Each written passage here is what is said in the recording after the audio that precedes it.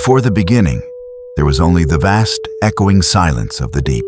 No light existed to warm the endless void. A boundless ocean of darkness stretched across the timeless expanse, waiting for a spark.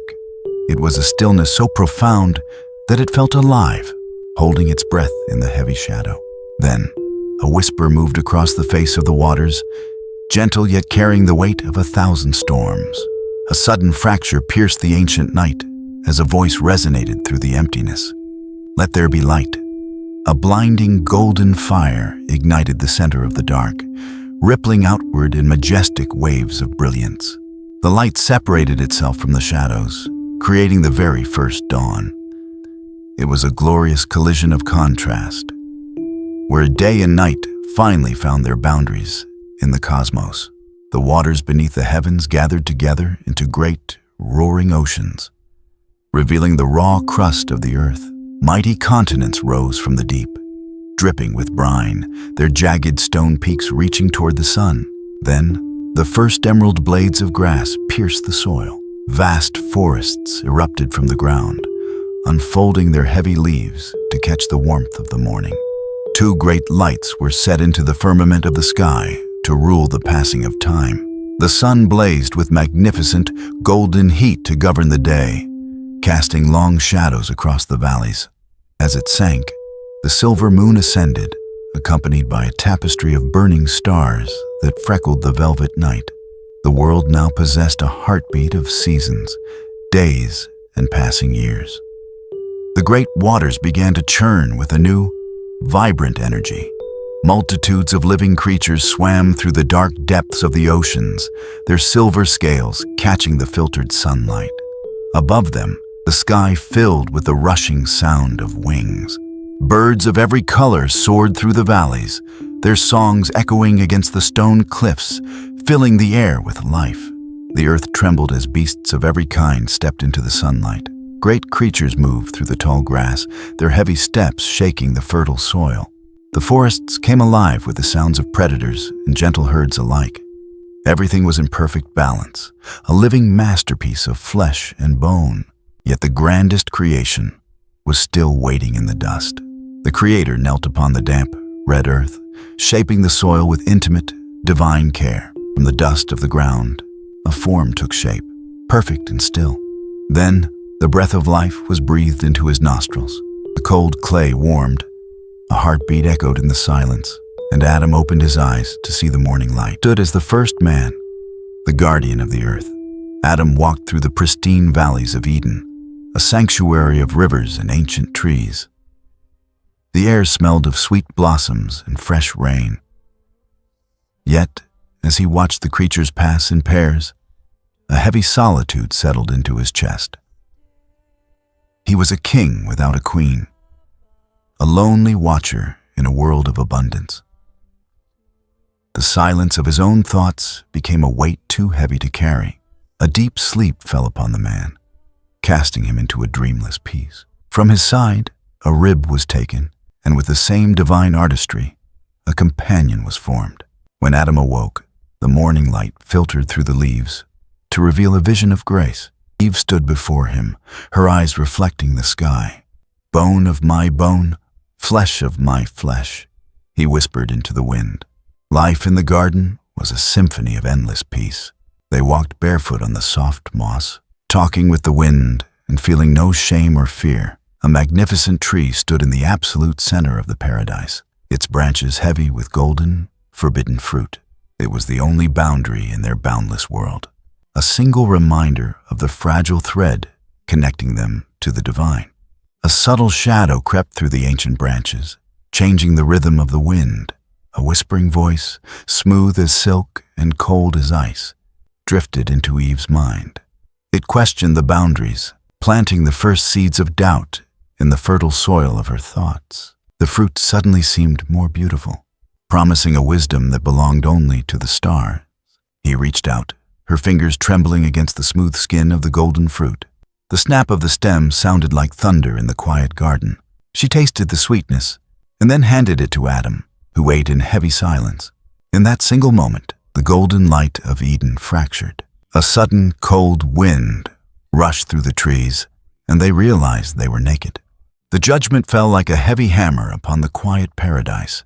The ground beneath their feet groaned, thorns and thistles erupting from the soil. The beautiful harmony was broken, replaced by the grim reality of labor and sorrow. They were led to the massive gates of the garden, looking back one last time at the fading light of their true home. A flaming sword, turning every way, was placed at the east of Eden to guard the tree of life. Adam and Eve stepped out into the harsh, rocky wilderness, the cold wind whipping against their faces. The earth outside was quiet and unforgiving. They held each other tightly as the sun sank below the jagged horizon, casting them into the first true night. Time passed in the dry valleys, and the cries of new life broke the silence of the wilderness. Eve gave birth to 2 sons, Cain and Abel. They grew under the shadow of the lost paradise, learning to work the stubborn earth and tend the flocks. Cain became a tiller of the ground, his face hardened by the sun, while Abel watched over the gentle sheep in the hills. The season of harvest arrived, and both brothers brought their offerings before the altar. Abel offered the finest, firstborn of his flock, with a pure and humble heart. Cain brought the fruits of his hard labor from the soil. The smoke of Abel's sacrifice rose straight into the clear blue sky, accepted and blessed, while Cain's offering lingered heavily upon the earth. A dark jealousy consumed Cain's heart, twisting his face into a mask of bitter anger. He invited his brother into the quiet expanse of the field, far from the eyes of their parents. The wind died down, and the birds ceased their singing. In a sudden flash of violent rage, Cain struck his brother down, and the first human blood spilled onto the dry dust. The weight of the first murder hung heavily over the barren earth. Adam and Eve stood over the crimson soil, weeping for the son they had lost, and the son who had fled into the shadows. Their tears fell into the dry dust, a bitter rain marking the end of their early innocence. The world outside Eden had grown colder, and the burden of human grief was now fully realized. Yet, life refused to be entirely conquered by the dark. Eve conceived again and gave birth to another son, naming him Seth. She looked into his innocent eyes and saw a glimmer of hope, a replacement for the gentle Abel. Through Seth, a new line of humanity began to walk the earth, a lineage that remembered the stories of the lost garden and called upon the name of the divine. Generations expanded across the rugged landscapes, building cities of stone and wood beneath the vast skies. Mankind learned to forge iron, to play the harp, and to tame the wild expanses of the world. But as their numbers grew, a spiritual darkness began to spread like a slow poison through the hearts of men. The ancient reverence for the Creator was replaced by pride and violence. The earth, once a pristine sanctuary of peace, became filled with corruption and clamor. The cries of the oppressed rose higher than the mountains, reaching the heavens like a thick, choking smoke. The beautiful creation that had begun with golden light and perfect harmony was now fractured by the lawlessness of man, grieving the very heart of its maker. Amidst the growing storm of human wickedness, one man walked in unbroken righteousness. Noah found grace in the eyes of the Creator, living as a quiet beacon of truth in a world that had forgotten its origin. He listened to the quiet warnings of the wind, preparing his family for a great reckoning that would cleanse the defiled earth and wash away the sins of the centuries. The sky, which had once cradled the gentle clouds of Eden, began to darken with a terrible, unprecedented wrath. Heavy, black clouds bruised the horizon, swallowing the sun and plunging the world into an eerie, suffocating twilight. The fountains of the great deep broke open, and the windows of heaven were unsealed, unleashing a torrential flood that would change the face of the earth forever. The rocky wilderness outside the lost garden was a cruel teacher, offering no comfort to the exiled couple. Adam's hands, which had once gently pruned the soft leaves of Eden, were now bleeding and torn by sharp flint. He swung a heavy wooden branch against the stubborn, dry earth, trying to break the hardened crust to plant a few salvage seeds. Every strike was met with the harsh resistance of an unforgiving ground. The sweat poured from his brow, stinging his eyes as the midday sun burned relentlessly overhead. There were no gentle mists here to cool the air, only a suffocating heat that radiated from the dusty stones. He stopped to breathe, leaning heavily on his makeshift tool, looking at the horizon. The vast, empty landscape stretched out before him, a stark and lonely reminder of the immense glory they had so easily thrown away. A few paces away, Eve knelt by a small, sputtering fire, her eyes watering from the thick, acrid smoke. She had spent hours gathering dry twigs and brittle leaves, learning by trial and error how to keep the fragile flame alive against the howling desert wind. Her fingers were stained with soot, and her throat was dry. This fire was their only shield against the terrifying, unknown beasts that roared in the dark nights. As the sun began its slow descent behind the jagged mountains, a cold, biting wind swept through the valley. Eve shivered, pulling her heavy garment of animal skins tighter around her shoulders.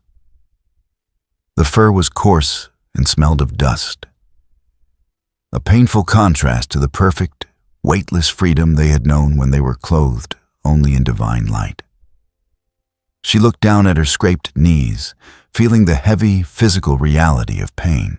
Hunger was a new hollow ache that gnawed at their stomachs, a sensation that had never existed in the abundance of paradise. Eve carefully divided a handful of wild, bitter berries they had gathered from a thorny bush. They chewed slowly, the sour taste a grim substitute for the sweet, life-giving fruits of Eden. Every swallow was a reminder of their mortality, a sign that they were now bound to the fragile laws of flesh. In the quiet hours of the night, Eve would often look up at the distant, silent stars, wondering if the Creator was still watching them from behind the dark canopy. She remembered the sound of his voice walking through the garden in the cool of the day, a sound that had once brought pure joy, but now brought a lingering, profound sorrow. She wept softly, her tears dripping onto the cold ground, wetting the dust of their exile. Adam would hold her close against the chill, his own chest tight with an overwhelming sense of responsibility. He was the guardian of this fragile new life, tasked with protecting his wife from a world that seemed to want their destruction. He looked at his bruised hands in the moonlight, realizing that every meal, every breath, and every day of survival would now have to be earned through relentless, exhausting struggle. When the morning finally broke, painting the sky in pale shades of gray and amber, they stood up to face the labor all over again. There was no time for despair. Together, they walked toward the rocky field, lifting heavy stones to clear a small patch of ground, their bodies aching, but their spirits refusing to break. In the midst of the harsh, unyielding wilderness, they were learning what it truly meant to love and survive. The small settlement in the desert took on a new and vibrant energy as Cain and Abel grew into boyhood. Being just children with faces weathered by the harsh wind, their boyish laughter often broke the heavy silence of the rocky valley. However, in this untamed world, play quickly transformed into a lesson of survival. From a very early age, their small hands began to harden as they shared the exhausting burdens of their parents. Cain, the firstborn, possessed a steady gaze and a physical strength that was surprising for his young age. He walked closely behind Adam, imitating every one of his father's solemn movements with absolute precision. Together, they dragged heavy branches and cleared sharp stones from the small garden that had cost so much effort to build. The boy watched the earth with a mixture of defiance and fascination, eager to prove that his arms were ready to tame the soil. A few paces away, Little Abel preferred the company of the few creatures the family had managed to domesticate. With soft steps and an infinite patience, he helped Eve guide the first goats toward the scarce sprouts of green grass that grew within the deep cracks of the rocks. Abel spoke to the animals in a tender, quiet voice, a melody that seemed to calm the constant tension that always floated in the heavy air of their exile. At noon, when the sun positioned itself at the absolute highest point of the sky, the heat became almost unbearable.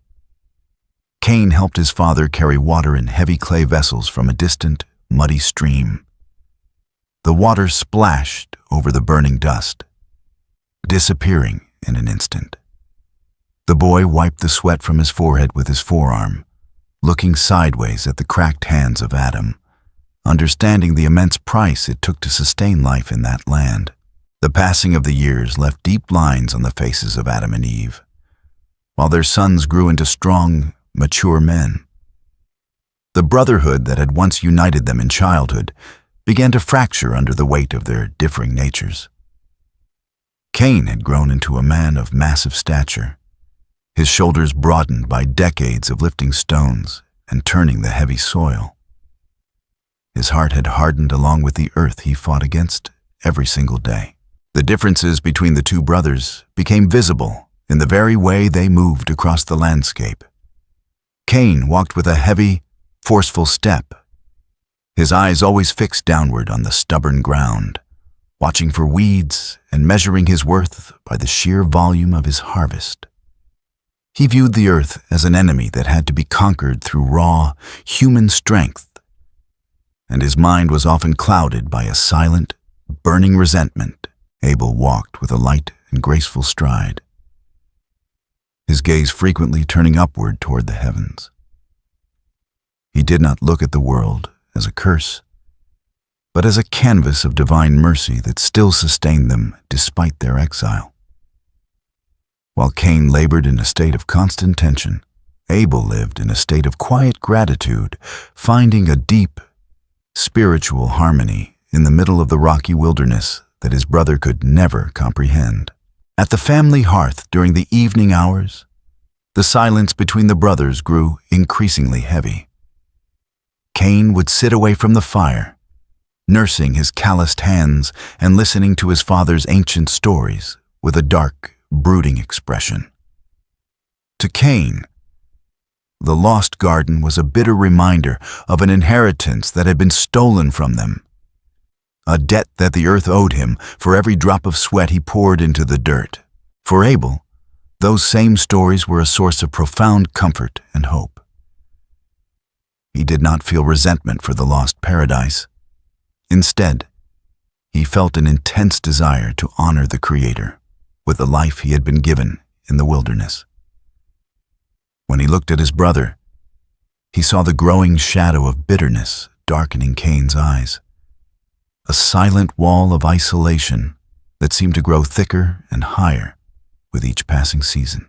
Adam and Eve watched this silent division with a growing sense of anxiety in their hearts. They recognized the look in Cain's eyes. It was the same spirit of discontent and pride that had led to their own downfall in the center of Eden. They tried to speak to him, to soften his hardened heart with words of wisdom. But Cain's ears were deaf to their counsel, his mind fully consumed by his own labor and his own grievances. The atmosphere grew thick with an unspoken anticipation as the time of the harvest approached. The air was dry and still, holding its breath beneath the heavy sun. Both brothers knew that the time had come to present the fruits of their separate lives before the unseen Creator. It was a moment that would test the true condition of their hearts, revealing the deep, hidden divide that could no longer be contained. The fateful morning broke with an ominous, blood-red sky that cast long, distorted shadows across the valley. The air was entirely devoid of wind, holding a suffocating stillness that made it difficult to breathe. Cain walked toward his fields, his chest burning with the humiliation of his rejected offering. The smoke of Abel's sacrifice still seemed to hover beautifully in his mind, a constant, agonizing reminder of his own perceived failure. A few miles away, Abel was tending to his flock, his face reflecting the calm serenity of a soul at peace with the divine. He looked up as he heard the heavy, rhythmic thud of footsteps approaching through the dry brush. Cain emerged from the thickets, his eyes bloodshot and fixed entirely on his younger brother. There was no greeting in Cain's voice, only a cold, hollow request for Abel to follow him further into the isolated expanse of the field. Abel, suspecting no evil from his own flesh and blood, followed his older brother without hesitation. They walked deep into the silent wilderness, far beyond the sight of their parents' rustic home. The only sound was the crunching of dry twigs beneath their feet. As they reached a lonely, barren clearing surrounded by jagged rocks, Cain stopped abruptly. He turned around, his entire frame trembling with an ancient, untamed fury. Words of bitter resentment erupted from Cain's throat, a torrent of anger that had been festering in his heart for years. Abel looked at his brother with wide, sorrowful eyes, reaching out a hand in a gentle gesture of peace. But the sight of Abel's pure innocence only fueled the monstrous darkness that had fully taken possession of Cain's mind. Reason vanished, replaced by a blinding, chaotic impulse to destroy the source of his pain. Cain lunged forward with terrifying force, his massive arms gripping a heavy, jagged stone from the ground. Abel had no time to defend himself against the sheer brutality of the assault. The stone came down with a sickening, heavy thud that echoed against the silent mountain walls. Abel collapsed onto the dry earth, his wooden staff slipping from his fingers as the golden light in his eyes rapidly faded into absolute stillness. The silence that followed the strike was profound and terrifying. Cain stood frozen over the motionless body of his brother, the heavy stone slipping from his crimson hands and thudding into the dust. The wind suddenly returned, a cold, mournful sigh that swept through the valley, rustling the dry grass around the fallen shepherd. The first human blood began to pool upon the red earth, soaking into the dry, cracked soil of the exile. Nature itself seemed to recoil from the horrific act. The birds in the sky stopped their singing, and a dark shadow passed over the sun, plunging the clearing into a cold, grim twilight. Cain looked down at his hands, suddenly realizing the immense, irreversible weight of what he had done. The anger that had consumed him vanished in an instant, replaced by a freezing, hollow terror that gripped his soul from the inside out. He desperately called out his brother's name, but the only response was the echo of his own voice, bouncing off the unyielding stone cliffs. He knelt in the dirt, lifting Abel's cold shoulders, but there was no breath, no movement, no heartbeat. The grim reality of death, which they had only seen in animals, had now claimed the premier human life, and it had been delivered by the hand of a brother. The voice of the Creator broke through the terrifying silence, resonating not from the sky, but from the very depths of Cain's conscience. "Where is Abel, your brother?" The majestic, sorrowful voice demanded. Cain stumbled backward, his face pale as he tried to mask his guilt with a defensive, trembling lie. "I do not know," he whispered into the emptiness. "Am I my brother's keeper?" The divine judgment echoed like thunder through the lonely valley. "What have you done? The voice of your brother's blood cries out to me from the ground." The very earth that had swallowed Abel's blood was now cursed for Cain, refusing to ever yield its strength to his labor again. A heavy, indelible mark was set upon his forehead, a permanent sign of his crime and a shield against those who would seek to avenge the fallen shepherd. The echo of the divine judgment left a suffocating silence in the lonely valley. Cain stood entirely paralyzed, looking at the crimson stains on his hands, which were now trembling with an unbearable internal cold. The golden fields he had spent his entire life taming suddenly felt foreign and hostile beneath his bare feet. The earth, which had once been his ultimate pride, had rejected him, closing its fertile womb to his heavy labor forever. He turned away from the lifeless form of his brother, unable to look upon the serene face of the shepherd he had destroyed. With staggered, panicked steps, Cain fled from the clearing, running blindly through the sharp thorns and jagged rocks of the wilderness. He was no longer a proud tiller of the ground. He was a terrified fugitive, marked by a brand of shame that would follow him into every dark corner of the unknown world. A few miles away, a terrible anxiety had already settled into the rustic home of Adam and Eve. The sun was dipping below the horizon, painting the sky in deep, bruised shades of purple and ash. Yet neither of their sons had returned.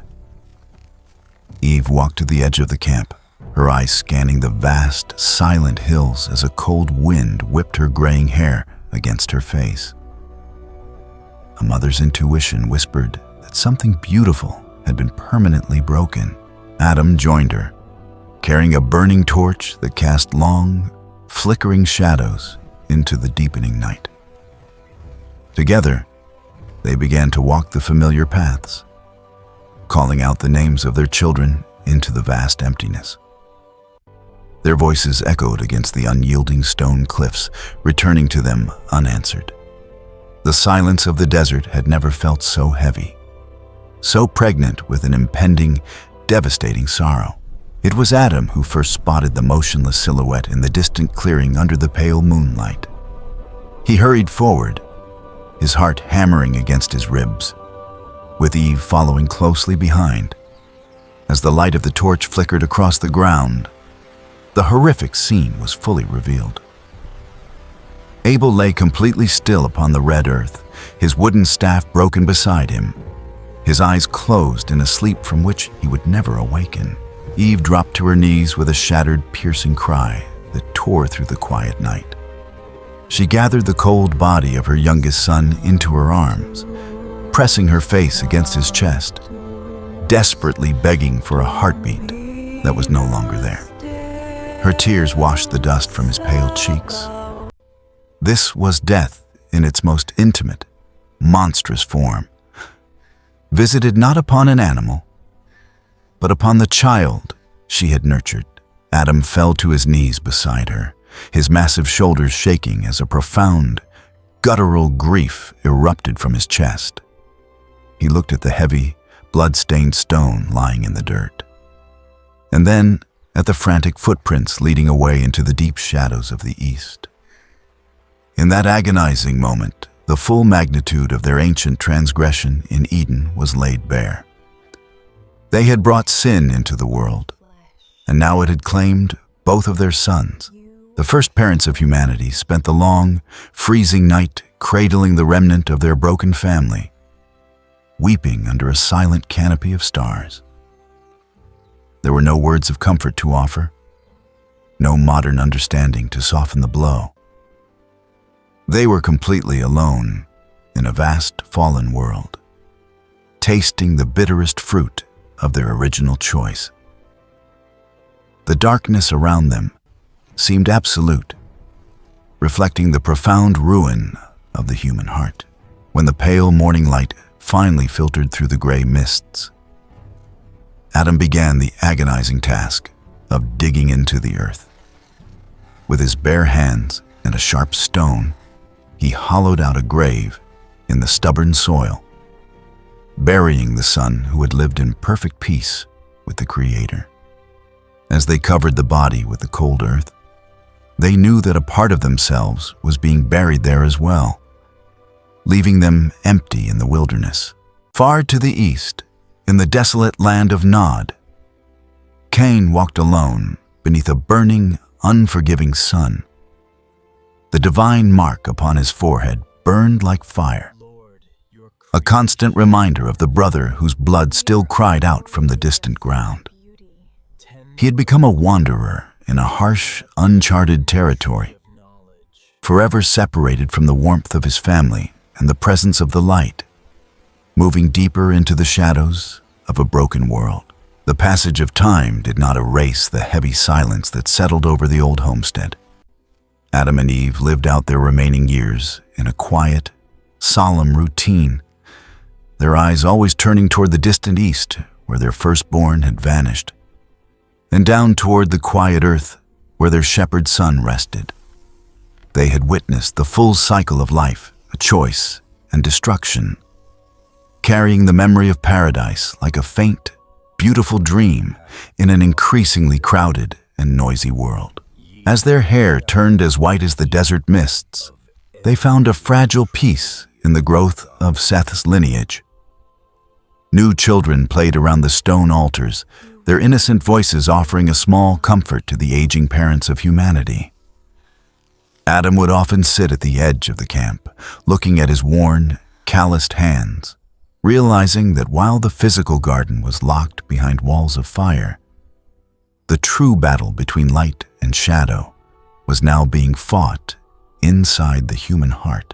When the breath of life finally left the first man and woman, they were laid to rest in the same dust from which they had been formed. The cinematic dawn of creation had transitioned into a long, complicated human history of struggle and grace. They left behind a legacy of resilience, a world forever fractured yet still holding a spark of the divine, leaving future generations to wander the wilderness in search of a way back to the light.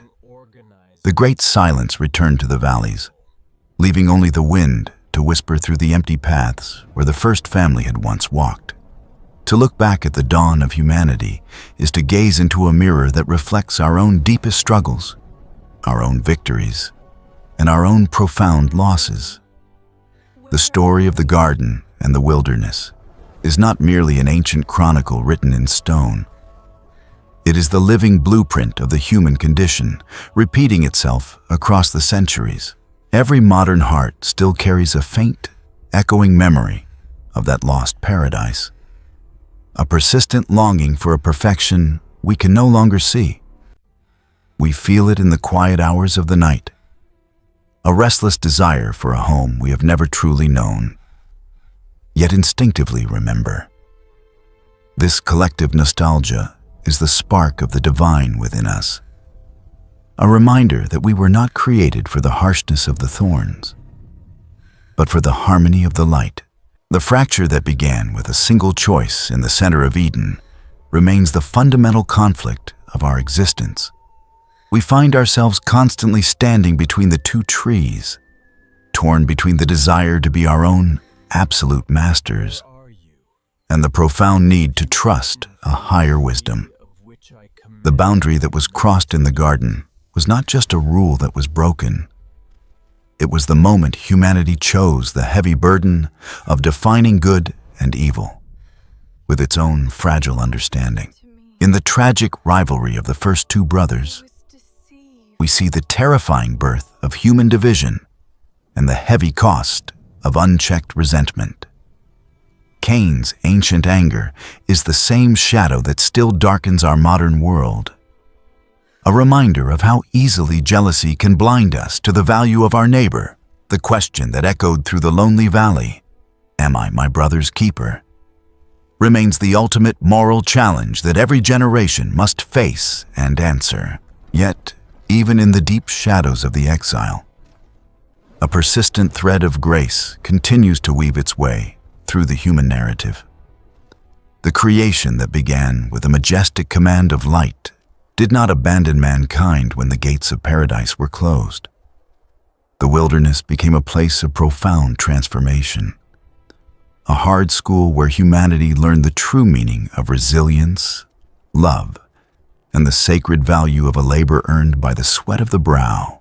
The legacy of the first parents is not a story of absolute defeat, but a testament to the enduring strength of the human spirit. They stepped out into a cold, unforgiving world, Yet they carried the fire of hope within their chests, passing it down to their children beneath the silent stars. We are the inheritors of that same fragile flame, wandering the vast expanses of our own modern deserts, forever seeking the path that leads back to the source of all light. The vast expanse of history opened up like a scroll, carrying the heavy weight of that first family's choices into the uncharted centuries. The physical structures of their early altars eventually crumbled into dust, buried beneath the shifting sands of time. Yet the spiritual architecture they established remained entirely unbroken. The human journey had officially begun, marked by a profound duality of spectacular creation and catastrophic ruin. As the early generations spread across the face of the earth, the memory of the original garden transformed from a fresh, vivid eyewitness account into a sacred, distant myth whispered around flickering campfires. People began to look at the massive, ancient trees and the roaring rivers with a mixture of awe and fear, sensing that the natural world held a deeper secret, a hidden code that connected them directly to a forgotten majesty. This persistent sense of displacement became the very engine of human progress and creative ambition. Mankind began to build, to invent, and to compose, not merely to survive the harsh elements of the wilderness, but to recreate a fragment of the order and beauty that had been lost. Every monument raised toward the sky was a silent, desperate attempt to bridge the immense chasm that had opened between heaven and earth. The struggle of Adam and Eve proved that the true wilderness was never the rocky soil outside the gates, but the untamed landscape of the inner soul. The thorns and thistles that choked their small crops were nothing compared to the complex, tangled weeds of doubt, fear, and pride that now grew freely within the human heart. To survive in the external world, humanity first had to learn how to govern the chaotic kingdom within. Every birth that followed in the line of Seth was celebrated as a fragile victory over the shadow of death that Cain had introduced into the world. Each new cry of a newborn child was a cinematic declaration that life would continue to fight against the dark, that the blueprint of creation could not be easily erased by human failure. The cradle became the ultimate symbol of a lingering, resilient grace that refused to abandon the earth. Yet, the shadow of the first murder continued to cast a long, chilling influence over the development of early human societies. The tribal boundaries that began to form across the valleys were often drawn in the spirit of Cain, defined by fear of the neighbor and a fierce, defensive isolation. The simple, universal brotherhood of the early days was replaced by a complex network of alliances, rivalries, and unyielding walls. The ancient question regarding the brotherhood of man remained suspended over every civilization like a silent, demanding cloud. Whenever a city rose or a law was written, humanity was forcing itself to answer whether it would protect the vulnerable or yield to the raw, predatory instincts of the wilderness. The tragic choice made in the clearing near Eden became a permanent warning of what happens when power operates without love. The vast cosmic tapestry continued to unfurl, a silent witness to the endless march of human footsteps across the dusty plains of time. The individual names of those early pioneers began to blend into the larger, roaring river of nations. Yet the core of their internal struggle remained entirely unchanged. Humanity was growing, developing complex systems of thought and governance. But the ancient ache in the center of the soul persisted. This internal void, this haunting impression of an absent perfection, drove thinkers and sages to stare into the midnight sky, searching for a pattern in the chaos. They realized that the physical laws of the universe, the precise movement of the planets, and the reliable return of the tides offered a stark contrast to the volatile, unpredictable nature of the human heart. The world was orderly, but man remained a beautiful, tragic contradiction. The memory of the first family's exile also became the foundation for the earliest understandings of justice and mercy. As the ancient codes of law were etched into stone tablets, they implicitly acknowledged that without a higher boundary, humanity would naturally default to the law of the jungle. The very existence of these early laws was a confession of our fallen state, a structural shield against the chaotic impulses that had once consumed Cain. Every altar that continued to smoke on the mountain peaks was an emotional bridge thrown across the vast canyon of separation.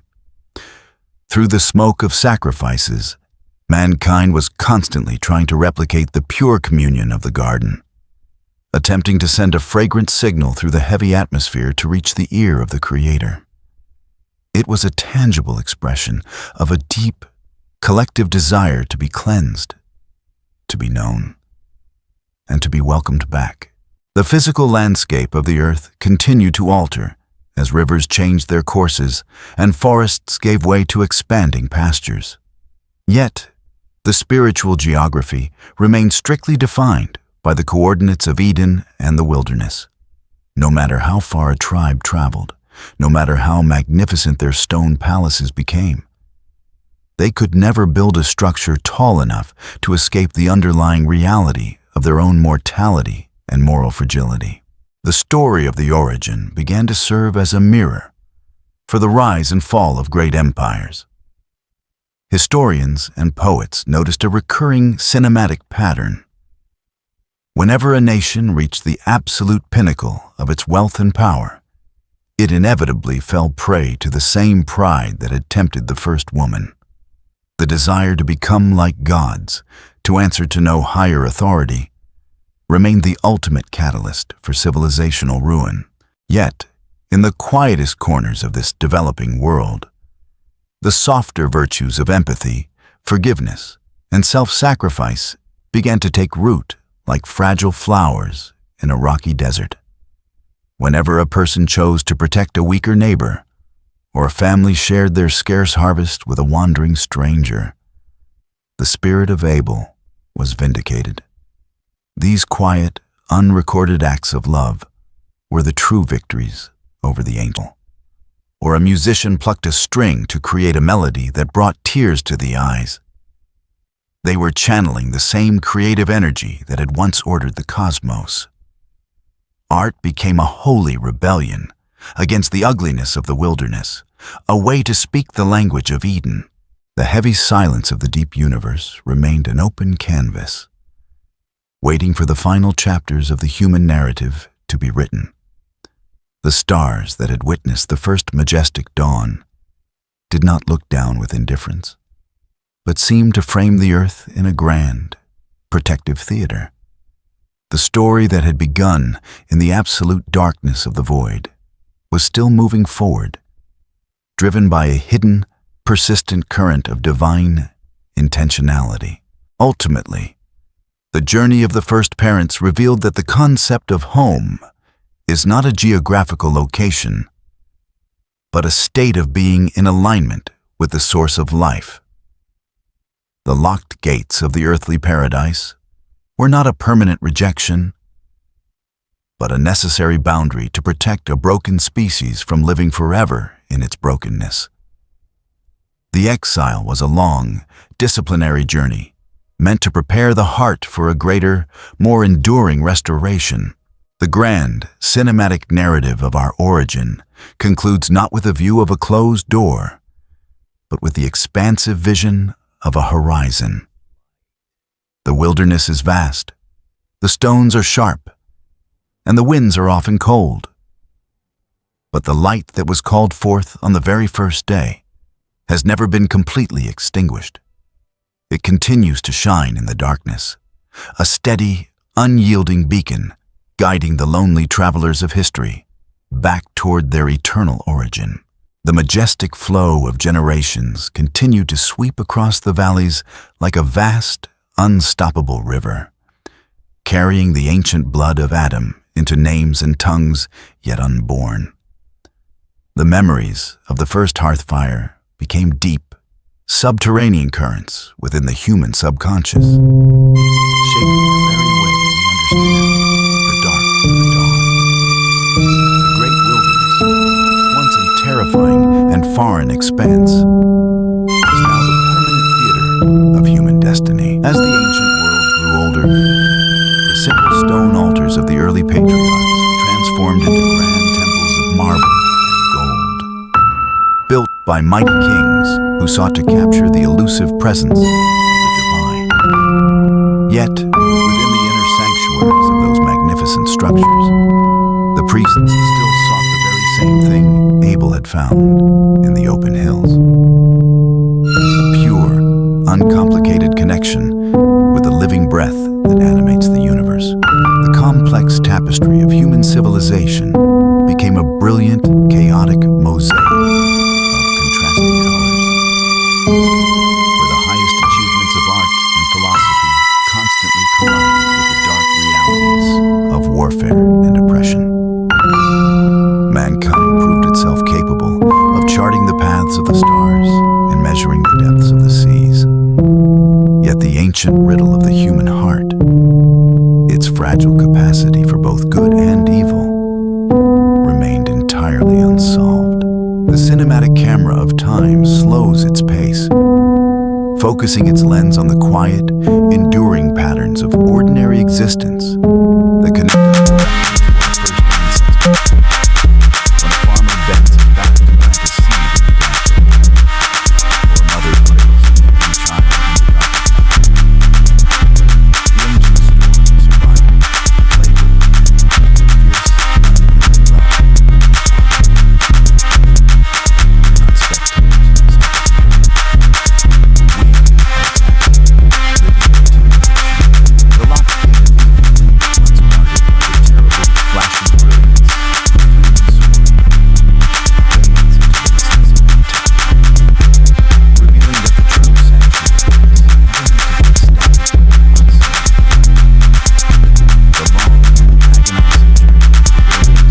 The long, agonizing journey through the wilderness was a necessary pursuit, a profound refinement designed to prepare humanity not just to inhabit a paradise, but to actively choose love over pride. In the middle of the storm, the deep, solemn music of the cosmos begins to reach its grand, emotional crescendo as the vast history of the world pans outward into the infinite space of eternity. The stars that witnessed the first golden light called forth from the void still burn with a steady, watchful intensity, framing the blue planet in a majestic theater of grace. The story of our origin is a timeless circle, a beautiful cinematic promise that the light will always conquer the dark. The final shadows of the ancient night begin to lengthen over the rugged landscape, bringing a profound, meditative peace to the long centuries of human wandering. The voice that once whispered across the dark, chaotic waters of the beginning still echoes through the deep valleys of the human soul. A quiet, persistent beacon, reminding every lonely traveler that the long exile is merely the prelude to a magnificent, eternal return home. Before the beginning, there was only the vast, echoing silence of the deep. No light existed to warm the endless void. A boundless ocean of darkness stretched across the timeless expanse, waiting for a spark. It was a stillness so profound that it felt alive, holding its breath in the heavy shadow. Then, a whisper moved across the face of the waters, gentle yet carrying the weight of 1,000 storms. A sudden fracture pierced the ancient night as a voice resonated through the emptiness. Let there be light. A blinding golden fire ignited the center of the dark, rippling outward in majestic waves of radiance. The light separated itself from the shadows, creating the very first dawn. Where day and night finally found their boundaries in the cosmos.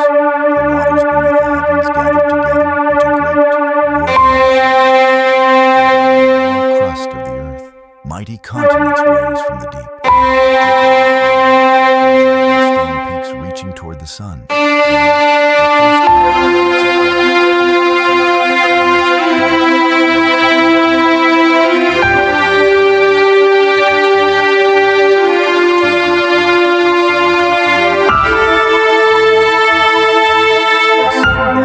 Magnificent golden heat governed the day, casting long shadows across the valley. The sun descended, accompanied by a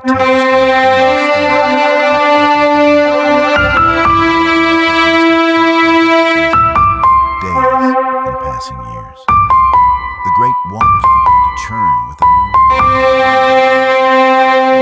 of living creatures swam through the dark depths of the oceans. Above them, the sky filled with the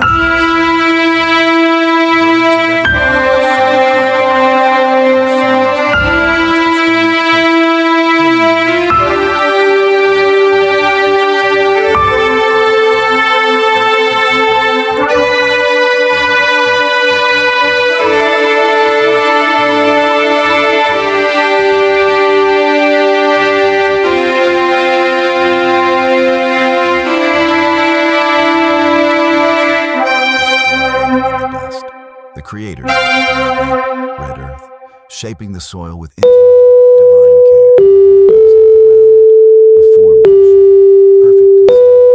Then the breath of life was breathed into his nostrils. Cold clay warmed.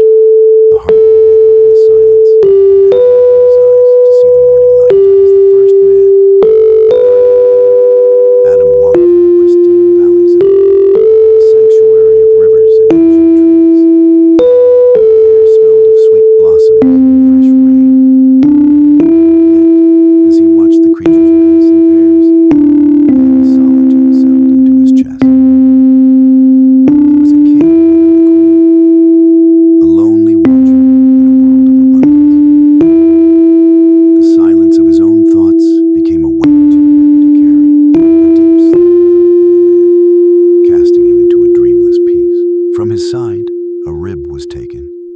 Same divine artistry, a companion was formed. When Adam awoke, the morning light filtered through the leaves to reveal a vision of grace. Eve stood before him, her eyes reflecting the sky. Bone of my bone, flesh of my flesh, he whispered into the wind. Life in the garden was a symphony of endless peace. They walked barefoot on the soft moss, talking with the wind, feeling no shame or fear. A magnificent tree stood in the absolute center. Its branches heavy with golden, forbidden fruit. It was the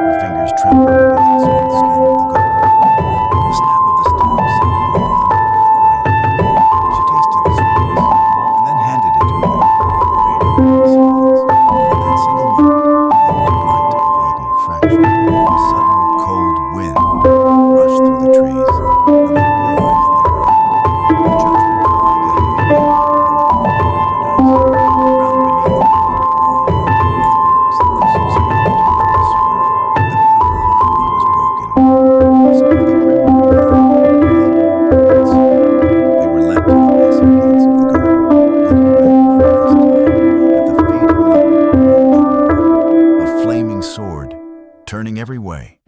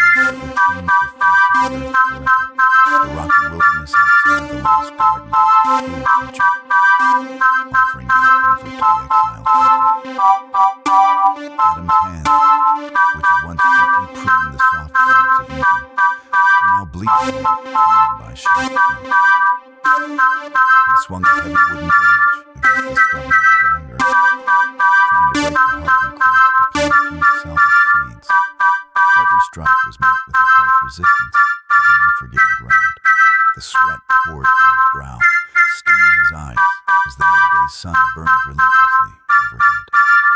There were no gentle mists here to cool the air, only a suffocating heat that radiated from the dusty stones.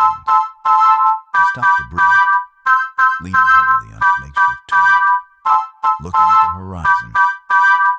The vast, empty landscape stretched out before him,